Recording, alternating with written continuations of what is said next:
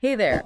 You know, when we all saw the news about Bob Bryar, Yeah. we knew it was going to hit a lot of you hard. We Mhm. felt it too. So, Yeah. to help us all process this, we've pulled together some articles Right. from TMZ and Fox News. Okay. And we're also taking a look at a Reddit thread where fans are reacting to it all. Um, Oh, wow. it feels important to kind of go a bit deeper with this one. It does. It really does, especially given all um, the complexities surrounding his life and career. Right. It's more than just headlines. Exactly. So let's start with the basics. Oh. Who was Bob Bryar, beyond the drummer we know from My Chemical Romance? Well, the articles give us a good overview of his time in the band. Let's go. For anyone who might not be super familiar, My Chemical Romance was a really influential rock band Right. in the early 2000s, known for their theatrical style and emotionally charged music. Yeah. Bryar joined them in 2004, replacing their original drummer, Matt Pelissier. And he stayed with them for a while, So, right? He did, longer than any other drummer in the band's history. And he played on what's considered by many fans to be their peak. Wow. Albums like The Black Parade and Danger Days. Oh, yeah. But it sounds like after that, he kind of stepped away from the music world for the most part. Yeah, the articles mentioned he moved into real estate. Right. It's kind of wild to imagine that transition, Yeah. going from massive stadium tours to, well, closing deals on houses. That's a big change, Wow. right? And you wonder, what led him in that direction? Was he seeking a more stable life or maybe craving some anonymity? Yeah, and I'm struck by this detail from 2020 where he wrote a tribute to Neil Peart after the Rush drummer passed away. Oh, yeah. And Bryar talked about how much Peart's music meant to him growing up. Wow. It's a reminder of the lasting impact our early influences can have, how they shape us even years down the line. It's fascinating how those early connections, to music especially, I think, can just stay with you. Right. It almost feels like a thread connecting Bryar's past self, the aspiring drummer, to the person he became later in life. Yeah, and it's clear there was more to him than just the music. Oh, absolutely. There's this recurring story from fans who met his mother. She was incredibly proud of him. And not just in a my son's a rock star way, Right. but like a genuine pride in who he was as a person. That's really sweet. It's a lovely detail. And then there's the fact that he bought his mother a house. Yeah. I mean, that's not just a gesture of success. It speaks to a deep sense of loyalty and a desire to take care of those he loved. It adds another layer to the picture we're building of him, doesn't it? It Right. suggests a sense of responsibility, maybe even like a traditional side Yeah. that you wouldn't necessarily expect from a, rock drummer. It definitely challenges the stereotype, right? Totally. And then there's the recurring mention of his love for animals Right. and his work with animal shelters in Tennessee. Yeah. That's another detail that kind of paints him in a different light. Yeah, it's like we're piecing together this puzzle, getting glimpses of different facets of who he was. Right. But then, of course, there's a tragedy of his death. Yeah, and just the way it unfolded, Yeah. with him being last seen alive on November 4th, but his body not being found until weeks later, Right. that detail, I think, is what's resonating so strongly with a lot of people. It's chilling. It suggests a level of isolation that's hard to grasp, especially when you consider his past openness about his mental health struggles. Right. He had mentioned having suicidal thoughts in the years after leaving My Chemical Romance. It makes you wonder about the weight of those internal battles, how they might have manifested in his life, Yeah. especially after such a significant career change. The articles don't delve too deeply into the specifics of those struggles, Right. but the fact that he felt comfortable sharing them publicly speaks volumes about his willingness to be vulnerable. And now with this news, it's impossible not to connect those past struggles with the circumstances of his death. Speaking of those final weeks, there's a detail from the TMZ article that I find particularly haunting. Okay. The mention of animal control being called to take away 2 dogs from his home. Oh, wow. What do you think that suggests about his state of mind in those final weeks? It's hard not to see it as a symbol of his increasing isolation. Yeah. Those dogs were likely his companions, and their removal speaks to a level of neglect Right. or inability to cope that's really unsettling. Yeah. It paints a picture of a man who is potentially slipping away from the world around him. It's a stark reminder that even those who appear to have it all, talent, success, a loving family, can be battling demons that we don't see. And it's especially poignant in the context of his past statements Right. about feeling lost and uncertain after leaving the band. And this is where that Reddit thread becomes so revealing, giving us a glimpse into how fans are processing this loss, Yeah. but also how they're reflecting on the broader themes that Uh, Bryar's story brings up. I was really struck by the number of people who shared personal stories about connecting with My Chemical Romance's music during tough times in their own lives. Yeah, It speaks to that idea of music as a lifeline, a absolutely. way to feel less alone in your struggles. Exactly. Music can have this incredible power Yeah. to create community and shared experience. Right. You have people from all walks of life finding solace and strength Yeah. in the same songs, the same lyrics. And it makes you think about Bryar's own relationship to the music he created. Did he find that same comfort and connection in it? Right. Or did it become something else entirely after he left the band? It's such an interesting question, isn't it? Like, did the music become a source of nostalgia for him? Right. A reminder of a time when he felt more connected, more purposeful? Or did it evoke more difficult emotions? Yeah. Perhaps a sense of loss or even regret? Yeah, we can only speculate, of course, but I keep thinking about that detail from TMZ, how all of his belongings were untouched, Right. including his musical equipment. It almost feels symbolic, like a part of him had already moved on from that chapter of his life.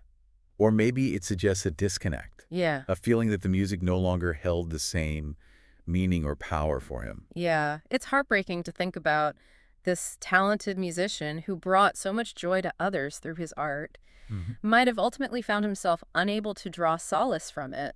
It highlights the complexities of the creative process, right? Yeah. And that delicate balance between passion and pain that often exists for artists. And it reinforces the idea that fame and success don't necessarily equate to personal fulfillment. Absolutely. It's a reminder that we need to be careful Yeah. about projecting our own expectations onto those in the public eye. Yes. We see the awards, the sold-out shows, the adoring fans, Yeah. and we just assume it must translate to happiness. But beneath the surface, there can be a whole other story unfolding. Exactly. One user on Reddit, Spagita Vendor, talked about how isolating it can be to leave a band. How the friends you make in that world can suddenly disappear. It's like losing a whole community overnight. It's a loss that often goes unacknowledged, isn't it? Yeah. I feel like we focus so much on the creative side of music, Right. but we rarely talk about the intense social bonds that are formed. Yeah. Within a band, it's a shared experience unlike any other, Right. forged through late nights, long tours, Mm. and the sheer adrenaline of performing together. And when that's gone, it leaves this void. Yeah. Another Reddit user described the feeling of betrayal and loss of identity after being kicked out of his band. Wow. He talked about how it took him years to rebuild his life and find his self-worth again. That's heavy. I imagine that feeling of being kicked out is amplified tenfold when it's the industry itself, the whole Right. machine that seems to have moved on without you. Absolutely. You pour your heart and soul into your music, into your band, Yeah. and then one day it's over, Yeah. and you're left to grapple with the question, who am I now? Right. I'm really struck by the honesty of those comments. They capture the raw emotions that often get buried beneath the polished image of the music industry. It makes you wonder if Bryar ever felt that same sense of displacement, that loss of belonging. It's certainly possible, especially given his decision to move away from music entirely. It almost suggests a desire Yeah. to distance himself from a world that maybe didn't feel so welcoming anymore. Right. And it brings up a point that several Reddit users touched on, Yeah. the immense pressure and scrutiny that comes with being in a famous band. Right. It's so easy to forget that celebrities are human beings too. With their own vulnerabilities and anxieties, we put them on this pedestal. Yeah.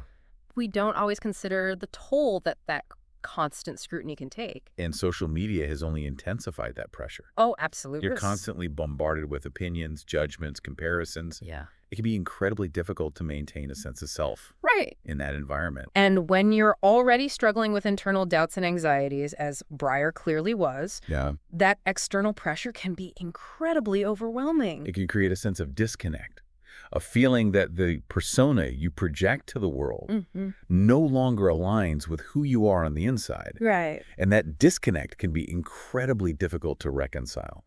It's a reminder that we need to be more mindful of the human beings Yes. behind the music, the art, the celebrity. and that our words and actions, especially online, can have real-world consequences. Absolutely. We need to create a culture of empathy and support, not just for celebrities, but for everyone.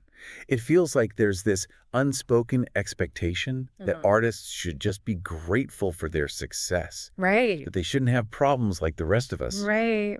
Right. And it's a dangerous assumption. Yeah. We often put artists on a pedestal, idealize their creativity, and forget that they face the same human challenges as everyone else. Yeah. You know, they experience loss, heartbreak, disappointment, self-doubt, all of those things. And in Bryar's case, he was very open about those struggles. He was. He didn't shy away from the darker side of his experience. Which makes it all the more crucial to acknowledge the complexities of his story, rather than trying to simplify it or fit it into neat categories. Absolutely. And one of the things that's been really powerful about going through these sources is how raw and honest the fan reactions have been. Yeah, it's been really incredible to see. There's this outpouring of grief, of course. Of course. But also a genuine desire to understand, to learn from this tragedy. It speaks to the impact he had on people. Even those who only knew him through his music. Right. And it highlights the power of shared experience, how a single event can create a space for open dialogue about things we might not normally feel comfortable discussing. You know, something else that came up a lot in the Reddit thread was the difficulty of transitioning out of band life. It's a unique experience going from this intense, all-consuming world of touring and performing to, well, what comes next? It's a process of reinvention, almost like starting your life over. Totally. And it can be incredibly disorienting. Yeah. Especially if your identity has been so closely tied to the band, to the music. One user even described it as a kind of grief. Wow. The loss of a dream, a community, a version of yourself. And it's often a grief that's not fully understood or acknowledged by those outside that world. Right. People might say, well, you had a good run, time to move on. Get over it. Right. But it's not always that simple. No. There's a period of adjustment, of rediscovering who you are and what matters to you. Right. Outside the context of the band. It makes you wonder what those years were like for Bryar. Did he find a new passion, a new purpose in real estate? Or was there a part of him that always felt tethered to that past life, to those experiences? It's a question we may never have the answer to. But I think it's important to acknowledge the potential for struggle, for a sense of loss, even the absence of concrete evidence, and to recognize that those struggles can manifest in different ways for different people. It's so easy to make assumptions, to judge from the outside. It really is. But everyone's journey is unique. Absolutely. And we need to be respectful of that, especially when dealing with something as sensitive as grief and loss. Absolutely. And I think that's one of the key takeaways from this whole deep dive. Yeah. The importance of approaching these conversations with empathy and understanding. Right. It's not about assigning blame or searching for easy answers. No. It's about recognizing the complexities of human experience and holding space for the questions that may never be fully answered. And in a world that often feels increasingly divided and judgmental, I think that's a powerful reminder. Absolutely. You know, we can choose to connect, to listen, to seek understanding, even when it's difficult. We've been talking a lot about the fan reactions. We have. But I'm curious, what stood out to you from the news articles themselves? One thing that struck me was the lack of definitive information about the cause of death. Yeah. Both TMZ and Fox News state that the investigation is ongoing, but they also emphasize that foul play isn't suspected. So we're left with a lot of unknowns. Yeah. But I think that ambiguity itself is telling. It speaks to the limitations of our understanding, even when we have access to information, to sources. Right. And it underscores the importance of resisting the urge to fill in the blanks with our own assumptions or biases. Yeah. It's so easy to jump to conclusions, especially when dealing with a high-profile case like this. Yeah, it is. But ultimately, we have to respect the boundaries of what we know and what we don't know. And maybe that's okay. Maybe the most important thing is to simply hold space for the questions, for the unknowns, and to recognize that sometimes there are no easy answers. I think there's a certain wisdom in that, to accept the limits of our knowledge, to embrace the ambiguity.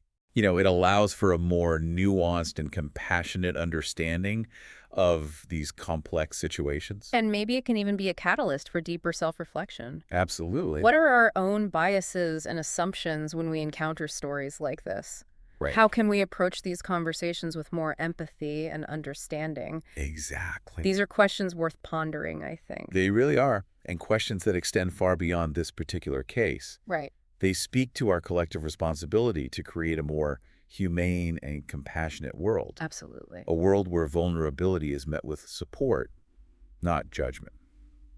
It feels like we've covered a lot of ground here, but I also sense that this conversation is just beginning. I agree. There's so much more to unpack, to reflect on, to learn from. And that's the beauty of a deep dive like this. It's not about reaching definitive conclusions or providing easy answers. Right. It's about sparking curiosity, inviting reflection, Yeah. and ultimately encouraging each of you to continue exploring these themes in your own way. We've looked at the facts. We've heard from fans. We've delved into some tough questions about mental health, fame, and the human need for connection. We have. But the conversation doesn't end here. No, it doesn't. And what resonated most with you from this deep dive? Right. What questions are you still wrestling with? Yeah. How has this experience shifted your perspective? These are the conversations we hope you'll continue to have with yourselves, with each other, Yeah. and with the world around you. Thanks for joining us on this deep dive. Keep exploring, keep questioning, and keep connecting.